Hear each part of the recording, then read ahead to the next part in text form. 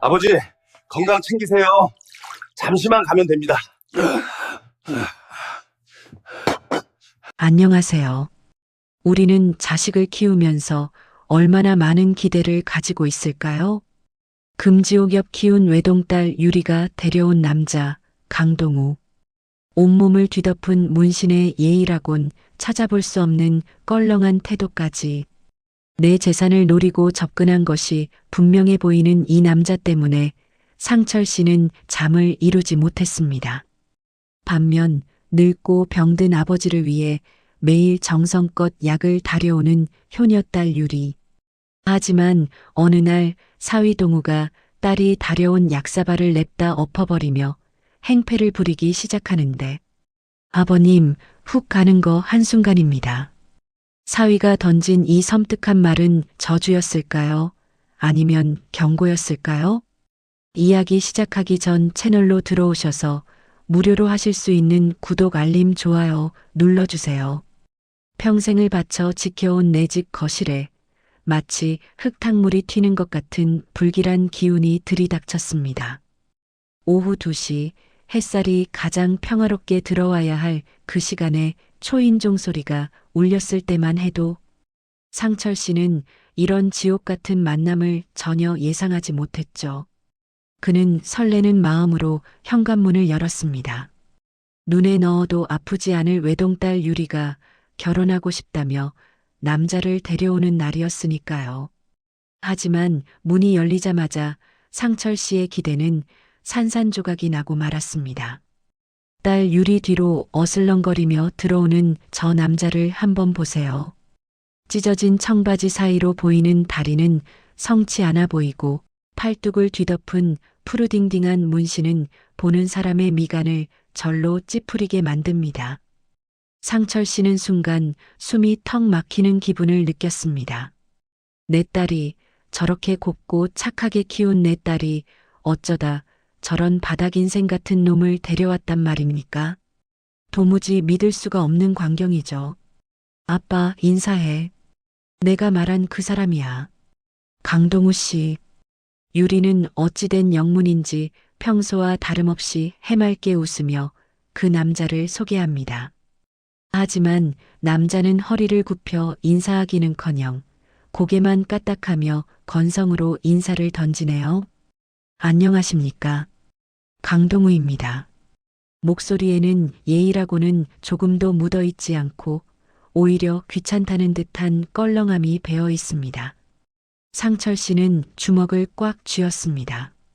당장이라도 소금을 뿌려 내쫓고 싶지만 딸의 체면을 생각해서 억지로 참아내고 있는 게 느껴지시나요? 남자는 허락도 받지 않고 거실 소파 정중앙에 털썩 주저앉습니다. 흙이 묻은 낡은 워커를 신은 채로 말이죠. 상철 씨가 매일 아침 닦고 광을 내는 대리석 바닥에 흙자국이 남는 걸 보니 상철 씨의 속도 함께 더러워지는 것만 같습니다. 저놈은 내 딸을 사랑해서 온 게 아니야. 눈빛을 봐. 저건 사냥감을 노리는 짐승의 눈빛이다. 상철 씨는 본능적으로 위험을 감지했습니다. 산전수전 다 겪으며 자수성가한 사업가 출신인 그의 눈은 틀린 적이 별로 없었거든요. 남자의 시선은 상철 씨를 향하지 않고 집안 곳곳을 훑고 있습니다. 벽에 걸린 그림, 장식장에 놓인 도자기, 그리고 상철 씨의 손목에 있는 시계까지. 마치 전당포 주인이 물건값을 매기듯 노골적이고 탐욕스러운 눈길입니다. 집이 꽤 넓네요. 이 동네 평당 가격이 장난 아니라던데. 아버님, 이거 다 본인 명에 맞으시죠? 첫 대면에서 묻는다는 말이 고작 집값이군요. 상철 씨는 기가 막혀서 말문이 막힙니다. 보통의 예비 사위라면 딸을 얼마나 사랑하는지, 앞으로 어떻게 행복하게 해줄 것인지를 말하며 땀을 뻘뻘 흘릴 텐데 말이죠. 이 남자는 그런 긴장감이라고는 찾아볼 수가 없습니다. 오히려 이 집의 주인이 곧 바뀔 거라는 듯한 오만함마저 풍기고 있네요. 유리는 그런 남자의 옆에 바짝 붙어 앉아 과일을 깎고 있습니다.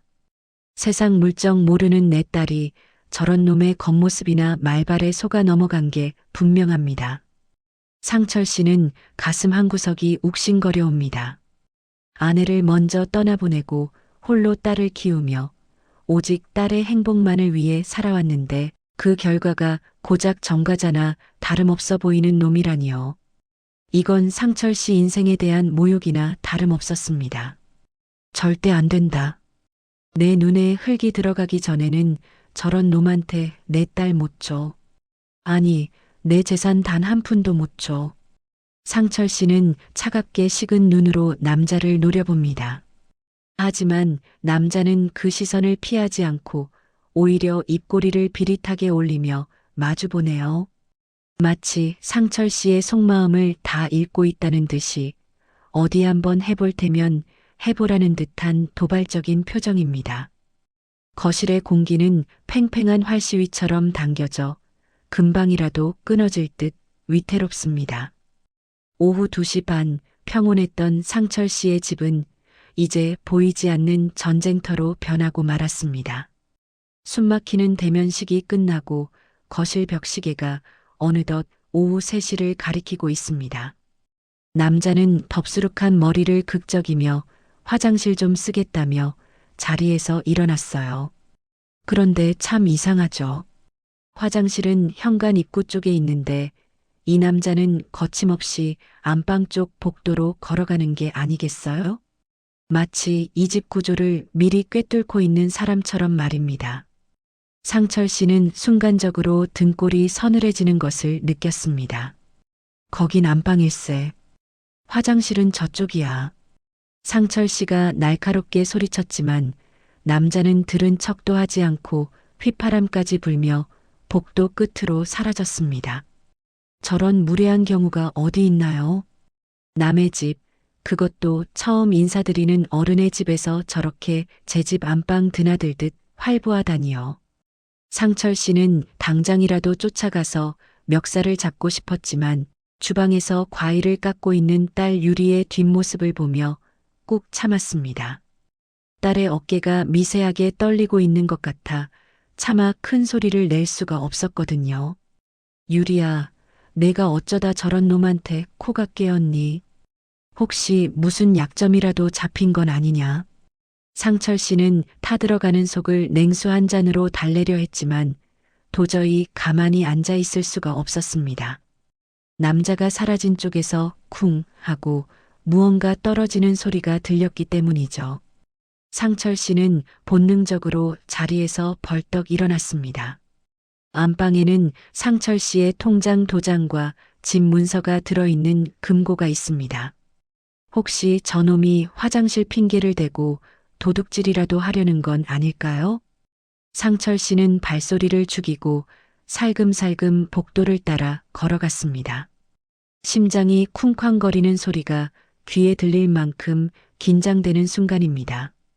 안방 문이 살짝 열려 있었습니다. 상철 씨는 숨을 멈추고 문틈으로 방 안을 들여다보았죠. 그리고 그곳에서 충격적인 장면을 목격하고 말았습니다. 남자는 금고가 아니라 상철 씨의 책상 앞에 서 있었습니다. 그런데 그의 손에 들려 있는 것이 무엇인지 아세요? 바로 상철 씨가 매일 챙겨 먹는 혈압약과 당뇨약, 그리고 비싸게 주고 지은 보약병들이었습니다. 남자는 약병을 하나하나 들어 올리며 깨알같이 적힌 성분표를 뚫어지라 읽고 있었습니다. 마치 감정사가 보석을 감정하듯 아주 꼼꼼하고 예리한 눈빛으로 말이죠. 단순한 호기심이라고 하기에는 그 눈빛이 너무나 섬뜩했습니다. 상철 씨의 머릿속에는 온갖 무서운 상상이 스쳐 지나갔습니다. 저놈, 내 수명이 얼마나 남았나 계산하고 있는 거야. 내가 언제 죽어야 재산을 차지할 수 있을지 견적을 내고 있는 게 분명해. 아니면 더 끔찍한 생각도 듭니다. 혹시 약에다가 무슨 짓이라도 하려는 걸까요? 요즘 뉴스에 보면 보험금을 노리고 가족에게 해코지하는 사건들이 얼마나 많이 나옵니까? 상철 씨는 다리에 힘이 풀려 뻔했지만 정신을 바짝 차려야 한다고 스스로를 다독였습니다. 지금 저놈의 정체를 밝혀내지 않으면 나와 내 딸, 우리 가족 모두가 위험해질 수 있으니까요. 상철 씨는 헛기침을 크게 한 번 하고는 벌컥 문을 열고 들어갔습니다. 자네, 거기서 뭐 하고 있는 건가? 호통 소리에 남자가 천천히 고개를 돌립니다. 당황해서 약병을 떨어뜨리거나 변명을 늘어놓을 줄 알았는데 이 남자는 역시 보통 내기가 아닙니다. 손에 든 약병을 상철 씨 눈앞에 흔들어 보이며 뻔뻔하게 웃는 게 아니겠어요? 아버님, 약을 아주 종류별로 드시네요? 혈압에 당뇨에, 이건 또 뭐야? 관절약까지? 몸이 많이 안 좋으신가 봐요? 걱정하는 말투가 전혀 아닙니다.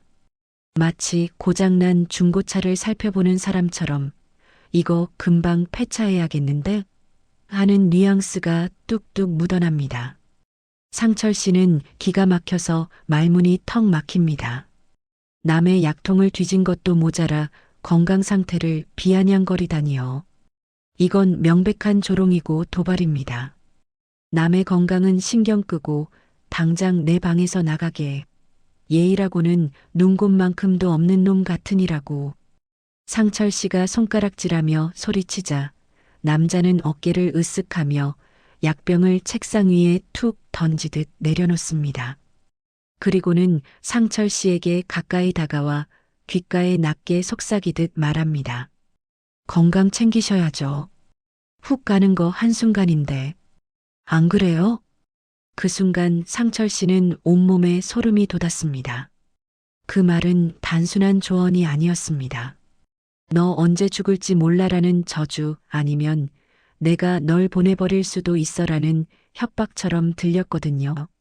남자는 비릿한 웃음을 남기고 유유히 방을 빠져나갑니다. 덩그러니 남겨진 상철 씨는 떨리는 손으로 책상을 짚었습니다.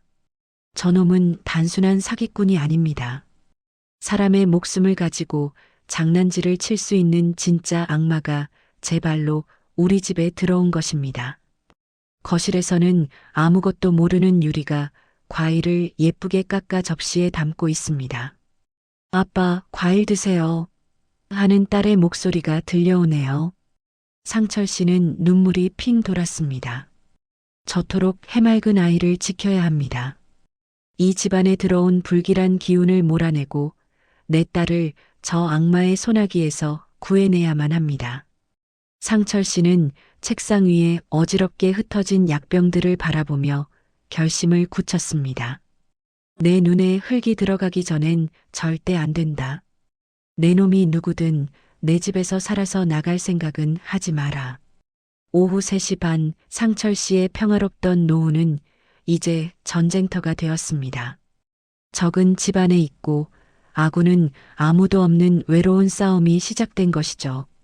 며칠 뒤 오후 4시의 공원은 스산한 바람이 불어와 옷깃을 여미게 만듭니다. 상철 씨는 인적이 드문 공원 벤치에 홀로 앉아 있었습니다. 그의 품 안에는 은행에서 방금 찾아온 두툼한 현금 봉투가 들어 있었죠. 평생을 피땀 흘려 모은 돈이지만 딸의 인생을 구렁텅이에서 건져낼 수만 있다면 이까짓 돈은 종이 조각에 불과하다고 생각했습니다. 약속 시간은 이미 10분이나 지났는데 그 남자는 코빼기도 보이지 않습니다. 어른을 기다리게 하는 건 기본이고 시간 관념조차 없는 놈이라니 상철 씨의 혀 차는 소리가 절로 나옵니다. 저 멀리서 주머니에 손을 꽂고 어슬렁거리며 걸어오는 남자가 보입니다. 강동우였습니다. 그는 죄송하다는 기색 하나 없이 벤치에 털썩 앉으며 다리를 꼬았습니다. 아버님, 무슨 할 말이 있으셔서 밖에서 보자고 하셨습니까? 유리가 알면 난리 날 텐데요. 딸의 이름을 들먹이며 비아냥거리는 말투에 상철 씨는 우라가 치밀었지만 꾹 참고 품 안에서 누런 서류 봉투를 꺼내 벤치 위에 올려놓았습니다. 탁 하고 묵직한 소리가 날 만큼 꽤 큰 액수였습니다. 자네가 내 딸에게서 떨어지는 조건일세. 섭섭지 않게 넣었어. 이거 받고 우리 유리 인생에서 영영 사라져 주게. 상철 씨는 단호한 눈빛으로 말했습니다. 보통의 잡배들이라면 돈 앞에서 눈이 흔들리기 마련이죠.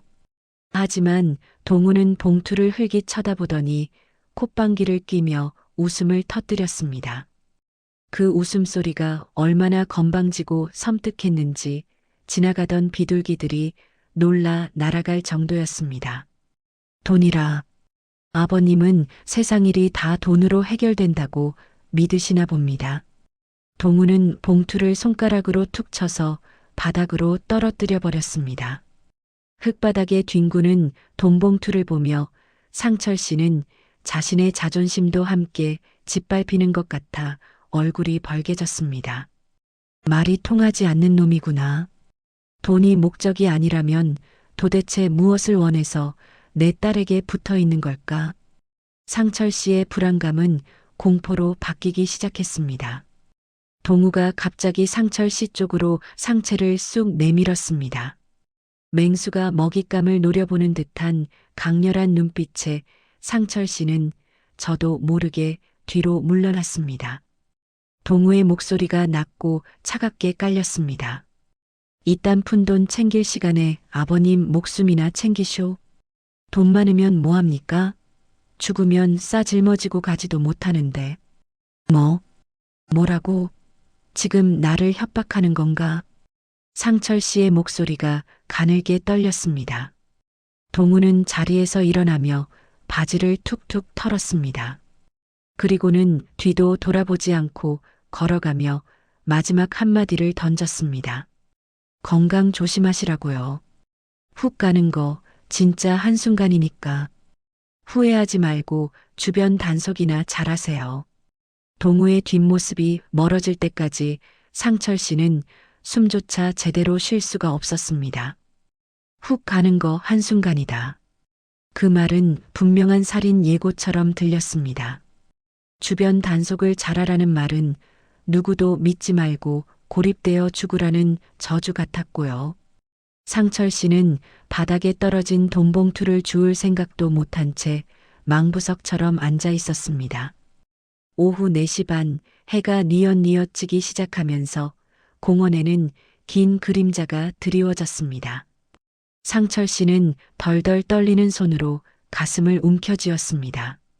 심장이 터질 것만 같았거든요. 저놈은 내 재산을 노리는 단순한 사기꾼이 아닙니다. 내 목숨을 노리고 온 살인마가 분명합니다. 신고를 해야 할까요? 하지만 증거도 없이 경찰이 믿어줄 리 만무합니다. 게다가 유리는 이미 저놈에게 푹 빠져 있으니 아버지가 남자친구를 모함한다고 생각할 게 뻔합니다. 내가 살아야 한다. 내가 살아서 내 딸을 지켜야 해. 상철 씨는 이를 악물었습니다. 뼈만 앙상하게 남은 노인의 몸이지만 자식을 지키려는 아버지의 의지는 그 어떤 청년보다 강했습니다. 그는 비틀거리는 다리에 힘을 주어 일어났습니다. 집으로 돌아가는 발걸음은 천근만근 무거웠지만 눈빛만은 형형하게 빛나고 있었습니다. 이제 집은 편안한 안식처가 아니라 언제 적이 들이닥칠지 모르는 적진이나 다름없었습니다. 상철 씨는 주머니 속의 휴대폰을 만지작거렸습니다. 만약의 사태를 대비해야 한다는 본능적인 경고음이 머릿속에서 시끄럽게 울려 퍼지고 있었으니까요. 며칠 뒤 상철 씨는 친구 모임에 나갔다가 도저히 흥이 나지 않아 예정보다 일찍 집으로 돌아왔습니다. 시계 바늘은 오후 5시를 막 넘기고 있었죠. 현관문을 조용히 열고 들어서는데 집안 가득 쌉싸름하면서도 구수한 한약 냄새가 진동을 합니다. 냄새를 따라가 보니 부엌에서 딸 유리가 정성스레 약탕기를 지키고 서 있는 모습이 보입니다. 머리를 질끈 묶고 땀을 뻘뻘 흘리며 부채질을 하는 뒷모습이 얼마나 갸륵한지 모릅니다. 요즘 들어 기력이 쇠한 아버지를 위해 직접 시장에 가서 최고급 약재를 사다가 다리는 중이라네요. 요즘 세상에 저런 효녀가 어디 또 있을까요? 상철 씨는 뭉클해지는 가슴을 쓸어내리며 딸을 부르려 했습니다. 그런데 그 순간 부엌 뒷문이 거칠게 열리며 찬바람과 함께 강동우가 들이닥쳤습니다. 상철 씨는 본능적으로 몸을 숨기고 부엌 안을 주시했습니다. 동우의 표정은 잔뜩 찌푸려져 있었고 눈에는 살기가 가득했습니다. 유리가 놀라 뒤를 돌아보자마자 동우는 다짜고짜 유리의 손목을 낚아챘습니다. 이거 당장 이리 내놔. 동우의 고함 소리가 부엌을 쩌렁쩌렁 울렸습니다. 유리가 들고 있던 약사발을 빼앗으려고 거칠게 실랑이를 벌이는 게 아니겠어요? 유리는 오빠 왜 이래? 이거 아빠 드실 거야.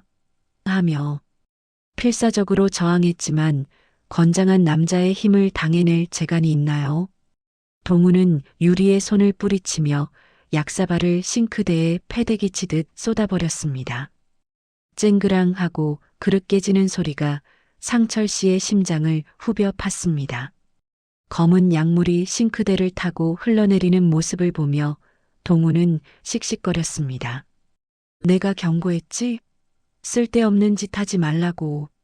동우는 바닥에 주저앉아 떨고 있는 유리에게 삿대질까지 하며 위협했습니다. 숨어서 지켜보던 상철 씨는 피가 거꾸로 솟는 것 같았습니다. 내 집 부엌에서 내 딸에게 저런 행패를 부리다니요. 저건 단순히 성격이 거친 게 아닙니다. 약을 못 먹게 해서 아버지를 빨리 죽게 만들려는 수작이거나 딸을 힘으로 제압해서 돈을 뜯어내려는 강도짓이나 다름없었습니다. 저놈이 감히 내 딸한테 손찌검을 해? 저건 인간도 아니다. 짐승만도 못한 놈이야. 상철 씨가 당장이라도 뛰쳐나가 동우의 멱살을 잡으려던 찰나 동우는 험악한 표정으로 유리를 한 번 더 노려보고는 뒷문으로 횡하니 나가버렸습니다. 부엌에는 깨진 사기 조각과 엎질러진 약물, 그리고 흐느껴 오는 딸만 남겨졌죠. 상철 씨는 떨리는 다리를 이끌고 부엌으로 들어갔습니다. 유리야, 괜찮니? 다친 데는 없어? 아버지를 본 유리는 화들짝 놀라며 눈물을 훔칩니다. 아빠, 언제 오셨어요? 아무것도 아니에요. 동우 씨가 그 사람이 좀 예민해서 그래요. 제가 잘못해서 저렇게 당하고도 남자를 감싸는 딸을 보니 상철 씨는 억장이 무너집니다. 손목에는 벌써 시퍼렇게 멍이 들기 시작했는데 말이죠. 상철 씨는 딸을 품에 안고 등을 토닥여 주었습니다. 딸의 가녀린 어깨가 안쓰럽게 떨리고 있었습니다. 걱정 마라. 아빠가 다 해결하마. 저런 악마 같은 놈한테서 널 반드시 구해낼 거야. 상철 씨의 눈빛이 그 어느 때보다 매섭게 빛났습니다. 지금까지는 딸의 행복을 위해 참았지만 이제는 더 이상 물러설 곳이 없습니다. 폭력적인 성향을 드러낸 이상 언제 또 딸을 해코지할지 모르는 일이니까요. 깨진 약사발 조각들이 마치 상철 씨의 산산조각난 인내심처럼 바닥에 흩어져 있습니다.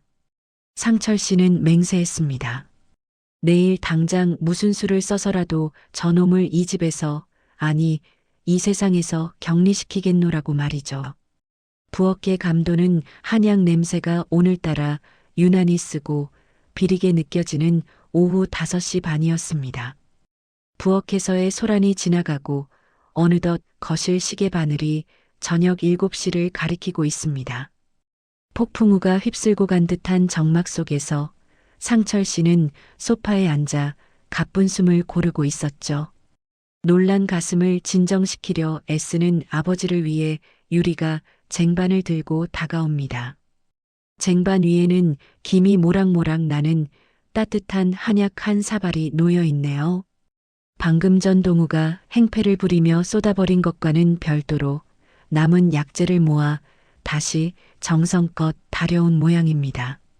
아빠 많이 놀라셨죠? 이거 드시고 기운 차리세요. 제가 옆에 있잖아요. 유리의 목소리는 봄바람처럼 부드럽고 따뜻합니다. 상철 씨는 그런 딸이 안쓰럽고 고마워서 젖은 눈으로 쳐다봅니다. 그 험한 꼴을 당하고도 오직 아버지 건강만 생각하는 효심에 가슴이 뭉클해지니까요. 상철 씨는 딸의 정성을 생각해서라도 쓴 약을 마다할 수가 없습니다. 그는 떨리는 손으로 약사발을 받아들고 단숨에 들이켰습니다. 쌉싸름한 약 기운이 목구멍을 타고 넘어가자 뜨끈한 기운이 뱃속으로 퍼지는 게 느껴집니다. 그래, 내 딸밖에 없구나. 우리 유리 덕분에 아빠가 산다.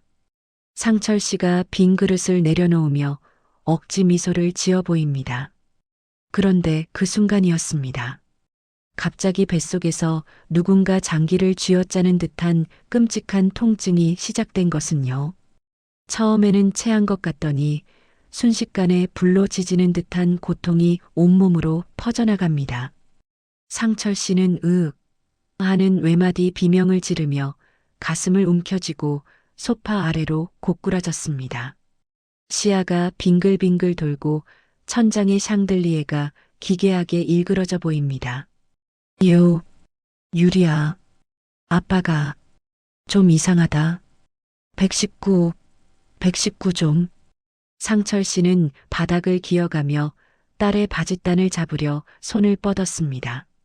당연히 딸이 비명을 지르며 전화기를 찾거나 아버지를 부축할 거라고 생각했죠.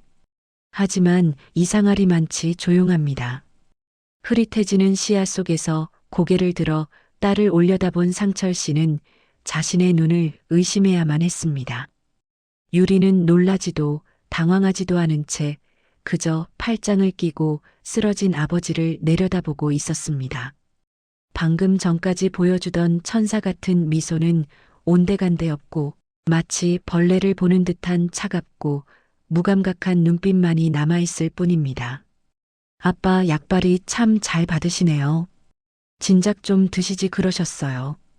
유리의 입에서 나온 말은 귀를 의심케 하는 차가운 독설이었습니다.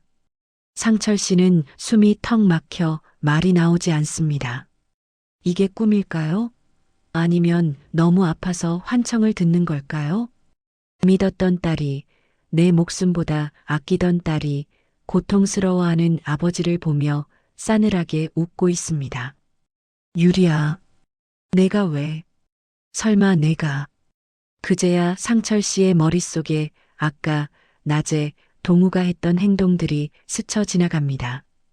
동우가 약병을 확인하던 눈빛, 부엌에서 유리의 손목을 낚아채며 약을 쏟아버리던 그 거친 행동들. 그것은 행패가 아니었습니다.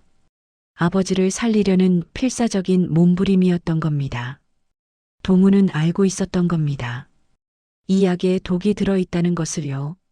상철 씨는 피눈물이 날 것 같은 후회와 배신감에 몸을 떨었습니다. 진짜 악마는 밖에서 들어온 놈이 아니라 내 품 안에서 키운 자식이었던 겁니다. 점점 의식이 멀어져 갑니다. 숨을 쉴 때마다 폐가 찢어지는 것 같고 사지가 마비되어 손가락 하나 까딱할 수 없습니다. 유리는 식탁 의자에 앉아 휴대폰을 만지작거리며 아버지가 숨이 끊어지기만을 기다리고 있습니다. 이대로 죽는 건가? 억울해서, 원통해서 이대로는 못 죽는데.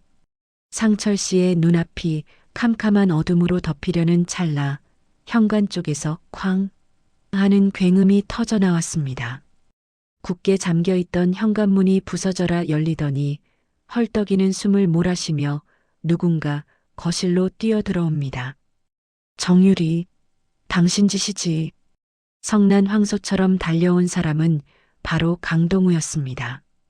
그는 바닥에 쓰러진 상철 씨를 발견하고는 사색이 되어 달려옵니다. 희미해져가는 상철 씨의 눈에 땀범벅이 된 동우의 얼굴이 보입니다. 악마인 줄 알았던 그 남자가 지금 이 순간 유일한 구원자로 나타난 것입니다. 저녁 7시 20분 죽음의 문턱에서 상철 씨는 마지막 힘을 짜내어 동우의 옷자락을 꽉 움켜쥐었습니다. 현관문을 박차고 들어온 강동우는 1초의 망설임도 없이 쓰러진 상철 씨에게 몸을 날렸습니다. 거실 시계는 막 저녁 7시 반을 넘어가고 있었지만 이 집안의 시간은 마치 폭발 직전의 시한폭탄처럼 긴박하게 흘러갔습니다. 동우는 상철 씨의 멱살을 잡고 거칠게 흔들며 소리쳤습니다. 정신 차리세요. 뱉어내야 합니다. 들리세요? 동우는 상철 씨의 입을 강제로 벌리고 손가락을 집어넣어 구토를 유도했습니다. 평소 같으면 무례하기 짝이 없는 행동이었겠지만 지금은 생명을 살리기 위한 처절한 몸부림이라는 걸 누가 봐도 알 수 있었죠. 상철 씨는 희미해지는 의식 속에서도 목구멍을 찌르는 고통에 헛구역질하며 검은 위액을 토해냈습니다. 바닥이 더러워지는 건 안중에도 없이 동우는 계속해서 상철 씨의 등을 두드리며 독을 빼내려 안간힘을 썼습니다. 그의 이마에서 뚝뚝 떨어지는 땀방울이 상철 씨의 뺨에 닿았을 때 상철 씨는 비로소 깨달았습니다. 이놈의 손은 사람을 해치는 손이 아니라 살리는 손이었구나. 그렇다면 딸 유리는 지금 무엇을 하고 있을까요? 상철 씨가 고통 속에 몸부림치는 사이 유리는 아버지를 걱정하기는커녕 안방으로 뛰어들어갔습니다. 덜그럭거리는 소리와 함께 금고 문이 열리는 소리가 들려왔죠. 잠시 후 유리는 품 안에 현금 뭉치와 폐물이 든 가방을 끌어안고 거실로 뛰어나왔습니다. 쓰러진 아버지와 눈이 마주쳤지만 그녀의 눈동자는 흔들림 없이 오직 탈출구인 현관문만을 향해 있었습니다. 거기서 정유리, 내가 갈 곳은 감옥뿐이야. 상철 씨를 응급처치하던 동우가 짐승처럼 포효하며 소리쳤습니다. 그 목소리에 놀란 유리가 잠시 주춤했지만 이내 신발도 제대로 신지 못한 채 맨발로 현관을 향해 내달렸습니다. 동우는 상철 씨를 바닥에 조심스럽게 눕히며 조금만 버티십시오. 구급차 불렀습니다. 라고 외치고는 번개처럼 몸을 일으켜 유리를 뒤쫓았습니다. 현관 앞 도망치려는 자와 잡으려는 자의 엉겨붙은 몸싸움이 벌어졌습니다. 유리는 잡힌 팔을 뿌리치기 위해 동우의 얼굴을 핥히고 발버둥 쳤지만 건장한 형사의 제압을 이겨낼 수는 없었죠. 동우는 유리의 팔을 꺾어 등 뒤로 제압하고는 품에서 수갑을 꺼내 채웠습니다. 철커덕 하고 차가운 금소금이 울려 퍼지는 순간 유리는 악에 바친 비명을 질러댔습니다. 이거나 너네가 뭔데 날 잡아. 아빠 나 좀 도와줘. 저 사람이 나 죽여. 방금 전까지 아버지를 독살하려던 딸이 이제 와서 아버지를 찾으며 피해자 흉내를 내고 있습니다. 바닥에 쓰러져 이 모든 광경을 지켜보던 상철 씨의 가슴은 독보다 더 치명적인 비수에 찔린 듯 난도질 당했습니다. 딸의 저 뻔뻔한 외침이 귀를 찢고 들어와 심장을 후벼 파는 것 같습니다. 차라리 귀가 멀어버렸으면 좋겠다고 생각할 정도였으니까요. 그때 밖에서 요란한 사이렌 소리가 들려오더니 구급대원들과 경찰들이 들이닥쳤습니다. 열린 문틈으로 빨간 경광등 불빛이 거실을 어지럽게 비추며 이 비극적인 가족의 밤을 적나라하게 드러냈습니다. 구급대원들이 상철 씨에게 달려들어 산소호흡기를 채우고 들것으로 옮겼습니다. 들것에 실려나가며 상철 씨는 고개를 돌려 딸을 바라보았습니다. 수갑을 찬 채 경찰에게 끌려가면서도 끝까지 돈가방을 놓지 않으려 발악하는 딸의 모습, 그것이 상철 씨가 기억하는 딸의 마지막 모습이 되었습니다. 신이시여, 정녕 저 아이가 제가 키운 딸이란 말입니까? 제 인생은 도대체 어디서부터 잘못된 겁니까? 구급차 문이 닫히고 상철 씨의 시야에서 집과 딸, 그리고 동우의 모습이 멀어져 갔습니다. 의식이 끊어질 듯 말 듯한 몽롱한 상태에서 상철 씨는 동우가 경찰들에게 무언가 지시하며 자신을 향해 걱정스러운 눈빛을 보내는 것을 느꼈습니다. 아이러니하게도 혈육인 딸은 아버지를 죽이려 했고 남보다 못한 줄 알았던 낯선 사내는 아버지를 살렸습니다. 이 기가 막힌 운명의 장난 앞에서 상철 씨는 흐르는 눈물을 닦을 힘조차 없이 깊은 어둠 속으로 빠져들었습니다. 오후 7시 50분 상철 씨의 가장 잔인하고도 긴 하루가 저물어가고 있었습니다. 죽음의 문턱에서 간신히 돌아온 상철 씨가 눈을 뜬 것은 며칠 뒤 병원 침대 위였습니다. 위세척을 하느라 목은 타들어가듯 아프고 온몸에 힘이 하나도 없었지만 그는 링거 바늘을 뽑아내고 경찰서로 향했습니다. 확인해야 할 것이 있었거든요. 내 딸이 정말 나를 죽이려 했는지 그 끔찍한 폐륜의 현장을 직접 눈으로 확인하지 않고서는 도저히 견딜 수가 없었기 때문입니다. 오전 10시 경찰서 강력반 형사들의 안내를 받아 들어간 곳은 차가운 공기가 감도는 취조실 앞이었습니다. 매직미러 너머로 보이는 취조실 안 풍경은 상철 씨의 억장을 또 한 번 무너뜨렸습니다. 죄수복을 입고 고개를 푹 숙인 여자가 앉아 있었는데 헝클어진 머리와 화장기 없는 창백한 얼굴이었지만 분명 상철 씨가 금지옥엽 키운 딸 유리였습니다. 유리는 형사의 질문에도 묵비권을 행사하며 입을 굳게 다물고 있었습니다. 그 모습이 어찌나 독해 보이는지 상철 씨는 유리를 알아보지 못할 뻔했습니다. 그때 취조실 문이 열리고 말끔한 정장 차림의 한 남자가 들어섭니다. 단정하게 빗어넘긴 머리에 날카로운 눈빛, 손에는 서류 뭉치를 든 그 남자는 다름 아닌 강동우였습니다. 며칠 전 거실에서 껄렁거리며 껌을 씹던 건달의 모습은 온데간데 없고 베테랑 형사의 포스가 온몸에서 뿜어져 나오고 있었죠. 상철 씨는 옆에 서 있던 다른 형사에게 물었습니다. 저 사람이 정말 그 강동우가 맞습니까? 동우는 유리 맞은편 의자에 앉아 서류를 탁 하고 내려놓습니다. 정유리 씨, 이제 그만 인정하시죠. 당신 전 남편 2명 모두 급성 심근경색으로 처리됐지만 부검 결과 체내에서 미량의 독극물이 검출됐습니다. 이번에 당신 아버지한테 쓴 것과 똑같은 성분이고요. 동우의 입에서 나온 말은 상철 씨의 귀를 의심케 했습니다. 전 남편들이 병으로 죽은 게 아니라 유리가 죽인 것이었다니요. 게다가 그 모든 것이 사망보험금을 노린 계획 범죄였다는 사실이 드러나는 순간이었습니다. 상철 씨는 다리에 힘이 풀려 주저앉고 말았습니다. 유리가 동우를 집에 데려온 것도 결혼 때문이 아니라 범죄 파트너나 희생양을 찾기 위한 과정이었을지도 모른다는 생각에 치가 떨렸습니다. 당신은 아버지가 쓰러진 그 순간에도 신고는커녕 금고부터 털었어. 이게 당신이 말한 효도입니까? 동우의 추궁에 유리가 고개를 번쩍 들고 소리칩니다. 그래, 돈 좀 챙긴 게 뭐 어때서? 어차피 늙으면 다 죽어. 그 많은 돈 싸 짊어지고 갈 것도 아니잖아. 스피커를 통해 흘러나온 딸의 목소리는 악마의 비명과도 같았습니다. 상철 씨는 가슴을 움켜쥐고 오열했습니다. 평생을 바쳐 사랑으로 키운 딸이 괴물이 되어버린 현실을 받아들이기엔 아버지의 심장은 너무나 늙고 약해져 버렸으니까요. 동우는 유리에게 혐의를 인정하라는 듯 단호한 눈빛을 보내고는 취조실을 나왔습니다.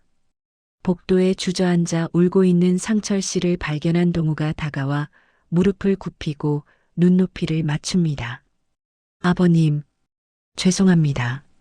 진작 신분을 밝혔어야 했는데 확실한 물증을 잡으려면 어쩔 수 없었습니다.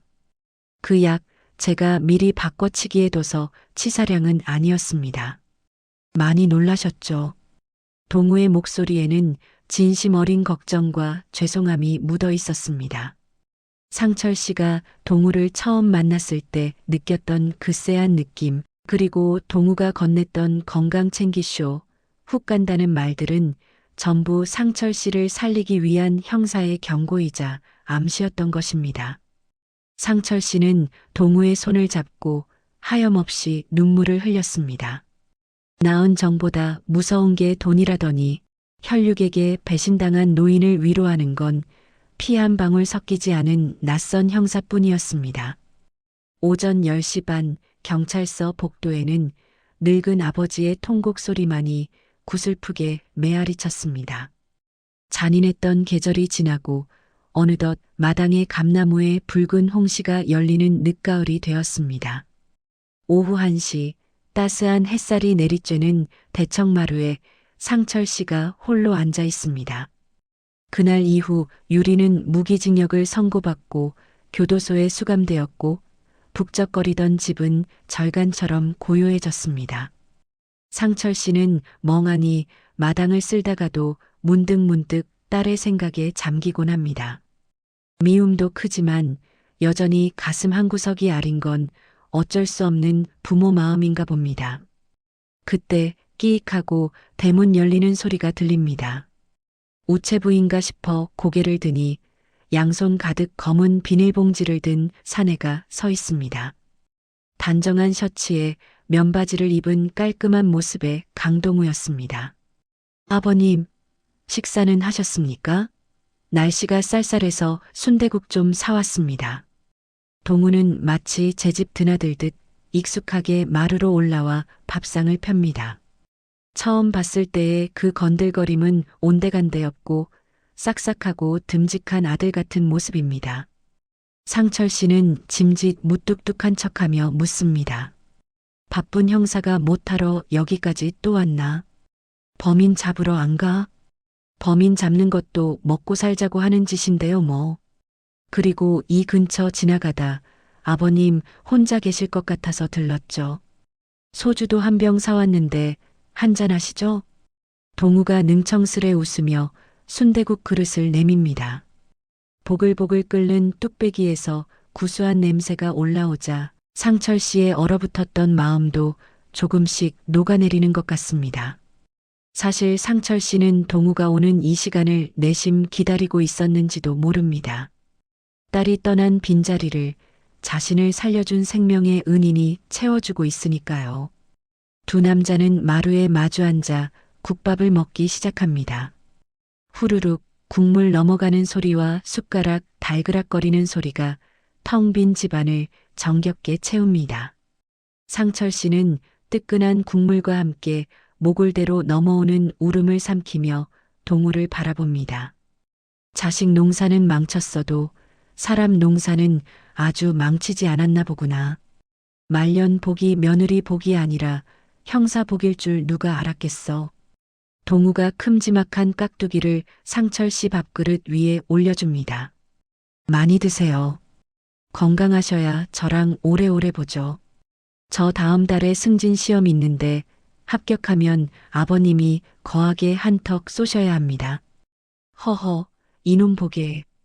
벌써부터 노인네 지갑 털 궁리만 하는구만.